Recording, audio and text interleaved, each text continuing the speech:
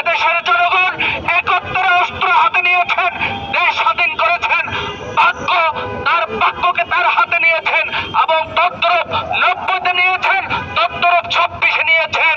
এইবার যা নিয়েছেন, এইবার যদি আপনারা মানুষের ভাগ্যকে নিয়ে ছিনিমিনি গেলেন, আপনাদের জায়গা কোথায় হবে আল্লাহ ছাড়া কেউ জানে না।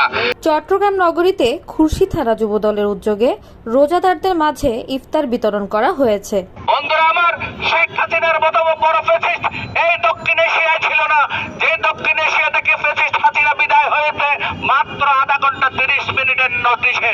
তাই আপনারা রাষ্ট্রযন্ত্রের ভিতরে যেই সব ফ্যাসিস্ট তারা আছেন, সাবধান হয়ে যান। আপনাদের মতো অনেক এজেন্সির অনেক বেদাত্তা আছে, এখনো বাংলাদেশে তাদের কবর কোথায় হবে আল্লাহ ছাড়া কেউ জানে না। এখনো সুদূর ওই দেশের বাহিরে আছে, ওই স্বপ্ন ইনশাল্লাহ আপনারা দেখিয়েন না।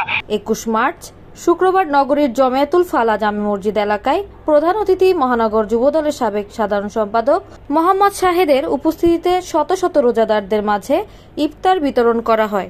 শেখ হাসিনা তো অন্তত ইন্ডিয়াতে তার পার্শ্ববর্তী তার বাবার বাড়ি বলে ওখানে গেছেন, স্থান ওখানে পেয়েছেন। আপনাদের স্থান কিন্তু ওখানেও হবে না, পার্শ্ববর্তী ইন্ডিয়াতেও হবে না। আর এর পরবর্তী আছে বাংলাদেশের 3 দিক হচ্ছে ইন্ডিয়া, আরেক দিক হচ্ছে বঙ্গোপসাগর। আপনাদের স্থান আপনারা মনে রাখবেন বঙ্গোপসাগরে হবে বন্ধুরা আমার।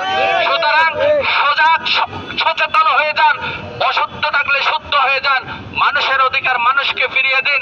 অনতিবিলম্বে এদেশে একটা সুষ্ঠু নির্বাচনের মধ্য দিয়ে জনপ্রতিনিধির হাতে ক্ষমতা তুলে দিন। ইফতার বিতরণকালে উপস্থিত ছিলেন নূর হোসেন উজ্জ্বল, জিল্লুর রহমান জুয়েল, জহিরুল ইসলাম, নুরুল ইসলাম, গোলজার হোসেন মিন্টু, শাবাব ইয়াজদানি, কলিমুল্লাহ সহ অন্যান্য নেতৃবৃন্দ।